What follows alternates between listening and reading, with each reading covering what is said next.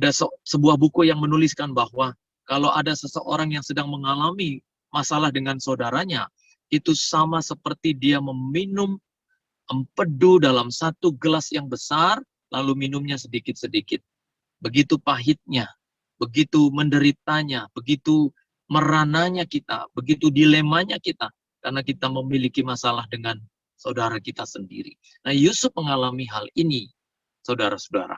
Dia mengalami kejahatan saudara-saudaranya, sehingga Yusuf menjadi orang yang tersiksa dan semakin tersiksa dengan sifat-sifat saudaranya. Pernahkah saudara mengalami keadaan ini? Tersiksa oleh karena hubunganmu yang kurang harmonis dengan saudara sendiri, dengan kakak sendiri, mungkin adik sendiri, dengan keluarga sendiri. Doa saya, mulai hari ini kita mulai belajar memperbaiki hubungan. Jangan lari meninggalkan hubunganmu yang rusak. Hadapi hubunganmu dan lihat, kalau engkau bersama dengan Tuhan, kalau engkau memiliki ketulusan hati, hati yang suci, maka Tuhan pasti membela hubungan kita. Sehingga tidak ada lagi hubungan yang rusak. Doa saya, Bapak Ibu memiliki keadaan yang baik dalam hubungan dengan saudara, dengan keluarga, dan tidak ada satupun di antara kita yang bertikai, bertengkar, terpecah-pecah. Saya selalu katakan bahwa untuk menjaga kerukunan itu, sama seperti kita memegang gelas kristal yang mahal di tangan kita. Kalau kita salah memegangnya, hal yang pertama yang kita alami adalah gelas itu bisa pecah. Kalau kita tidak baik-baik memegang kerukunan dalam hidup kita, maka kita bisa terpecah-pecah. Kita bukan orang yang dipanggil untuk terpecah-pecah dan kacau dalam hubungan kita dengan satu sama lain. Kita dipanggil untuk bersatu, memiliki unity, karena di mana ada kesatuan, di situ ada berkat dan urapan Tuhan ada pada kita. Lalu kemudian, kalau kerukunan kesatuan itu diumpamakan seperti memegang gelas kristal yang mahal di tangan kita, maka kalau kita tidak hati-hati memegangnya, maka gelas itu akan jatuh. Kalau kita menjadi orang yang memiliki hubungan yang rusak, Bapak Ibu kadangkala kita akan jatuh ke dalam kubangan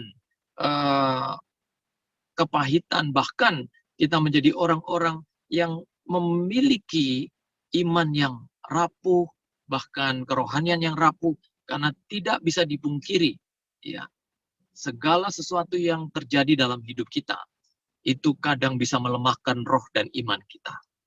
Kita bukan orang yang seperti ini, tetapi kita adalah gambaran orang-orang yang selalu mengedepankan kerukunan dan kesatuan, unity dalam hidup kita.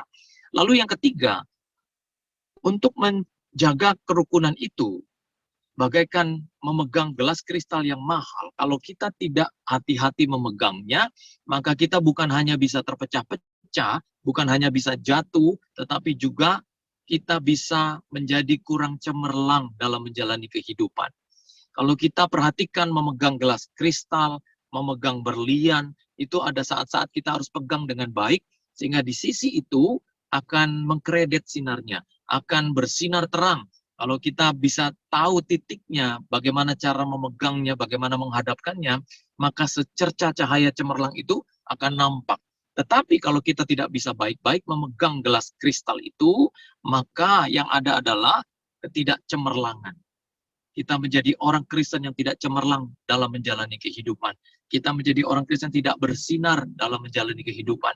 Kalau kita jadi terang yang redup. Kalau kita jadi garam yang tawar.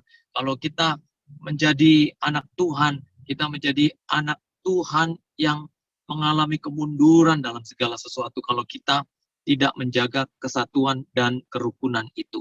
Sehingga ketika Yusuf mengalami hal ini menjadi keadaan yang begitu berat dia alami. Jika ada di antara saudara yang mengalami bagian ini, mengalami masa-masa sulit ini, doa saya kita cepat untuk mendapatkan pemulihan, dan pemulihan itu kadang kita tidak boleh tunggu dari orang yang tidak suka dan berbeda pendapat dengan kita. Semuanya harus dimulai dari diri kita sendiri kadangkala.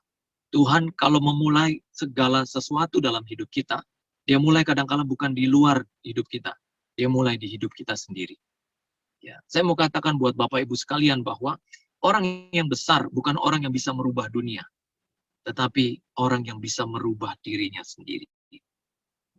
Lalu kemudian yang kedua, ketika Allah dikatakan Allah yang mereka-rekakan kebaikan dalam hidup kita, dia bukan hanya Allah yang tidak bisa dikalahkan oleh keadaan, tetapi Allah juga yang melihat hati kita. Ya. Dalam kisah tentang Daud yang diangkat oleh Samuel sebagai raja menggantikan Saul, Daud dikatakan dipilih di antara saudara-saudaranya yang badannya lebih besar. Dan ketika Daud terlihat datang, ketika semua saudaranya, anak-anak Isai telah diajukan untuk diperlihatkan kepada Samuel, Samuel berkata, masih adakah anakmu yang lain? Lalu Isai berkata, masih ada yang bungsu, tapi dia sedang mengembalakan kambing domba. Panggillah anak itu karena kita tidak akan melakukan pengurapan seorang raja kalau anak itu tidak datang. Lalu datanglah Daud, dan Daud dikatakan mukanya masih kemerah-merahan, dia masih remaja. Tetapi ketika Daud dipandang masih muda, Daud dipandang tidak ada apa-apanya, Tuhan berkata kepada Samuel, sesungguhnya manusia itu melihat rupa, tetapi Tuhan melihat hati. Nah, bagaimana keadaan hatimu sekarang? Yusuf menjaga hatinya. Ketika dikatakan bahwa saudara-saudaranya membenci Yusuf, kalimatnya dikatakan pada ayat yang keempat, kebencian saudara-saudaranya itu bertumbuh dan bertambah-tambah. Ayat yang keempat mengatakan dalam Kejadian 37, setelah dilihat oleh saudara-saudaranya bahwa ayahnya lebih mengasihi Yusuf dari semua saudaranya, maka bencilah mereka itu kepadanya. Dan tidak mau menyapanya dengan ramah. Garis bawahi kata, maka bencilah mereka. Lalu pada ayat yang kelima, kebencian saudara-saudara Yusuf ini bertumbuh begitu rupa.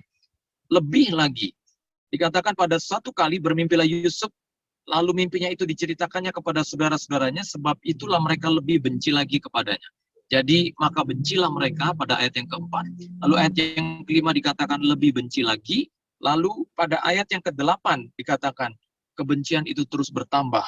Lalu saudara-saudaranya berkata kepadanya, apakah engkau ingin menjadi raja atas kami? Apakah engkau ingin berkuasa atas kami? Jadi makin bencilah mereka kepadanya karena mimpinya dan karena perkataannya itu. Jadi perhatikan ayat 4 dikatakan saudara-saudara Yusuf. Dikatakan maka bencilah mereka. Lalu ayat 5 dikatakan makin benci lagi.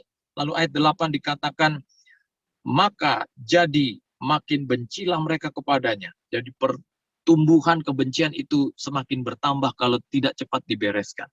Nah, beda dengan Yusuf. Yusuf tidak diikat oleh kebencian.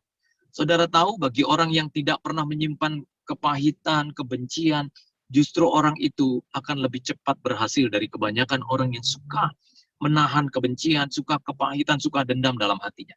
Yusuf pada waktu dia berhasil di usia 30, saudara. Di umur 30 tahun, Yusuf berhasil menjadi orang yang kedua sesudah Firaun. Ya. Dari umur 17, dia dibuang ke Mesir ketika dia usia sweet 17, ya. Kadang-kala kan kita rasanya ya sampai hari ini masih terasa sweet 17 aja gitu ya. Padahal lihat KTP udah sweet 7 up gitu ya. Tapi Yusuf waktu itu, saudara, dia memang sweet 17 di usia emas. Coba perhatikan, ketika dia tidak menyimpan kebencian, ketika tidak membalas kejahatan dengan kejahatan, orang yang seperti ini justru lebih cepat berhasil dari orang kebanyakan. Dari sejak umur 17, lalu Yusuf berhasil di usia 30, Yusuf hanya membutuhkan 13 tahun untuk berhasil. Dan begitu luar biasanya, bagi orang yang bersih hatinya, kata Mazmur 73 ayat yang pertama, sesungguhnya Tuhan itu adalah baik kepada orang yang bersih hatinya dan tulus hatinya. Bagi orang yang tidak pernah menyimpan kebencian, rasa dendam dan kepahitan, orang itu jauh lebih berbahagia. Kalau orang lebih berbahagia, dia mau melakukan apapun, energinya energi positif, bukan energi negatif. Sekali saudara menyimpan kebencian, saudara akan bermasalah dengan orang-orang yang lain. Maka saudara pun akan benci kepada orang lain, benci kepada orang lain. Terus saudara akan menjadi benci dan selalu bermasalah dengan banyak orang. Kita bukan orang yang seperti itu. Saya mau katakan buat saudara sekalian bahwa kebencian itu adalah merupakan sebuah beban. Ya, saya pernah membaca buku. Buku itu mengatakan bahwa kebencian itu bukanlah beban yang ringan. Sehingga banyak orang ketika dia menjalani kehidupan dan diikat dengan kebencian, bahkan sampai bungkuk badannya. Karena masih menyimpan kebencian bertahun-tahun. Dia tidak bisa melepaskan pengampunan. Dia tidak bisa memaafkan orang yang mengecewakan dia. Hari ini, Bapak Ibu yang terkasih dalam Tuhan, saudara-saudara, mari bereskan semua rasa benci dan rasa dendam kita. Izinkan Tuhan mengambil kebencianmu, dan biarlah engkau menjadi orang-orang yang lega. Yesus berkata, marilah kepadaku hai kamu yang letih lesu dan berbeban berat, aku akan memberikan kelegaan kepadamu. Pikulah kuk yang kupasang dan belajarlah kepadaku, karena kuk yang kupasang itu enak dan bebanku pun ringan.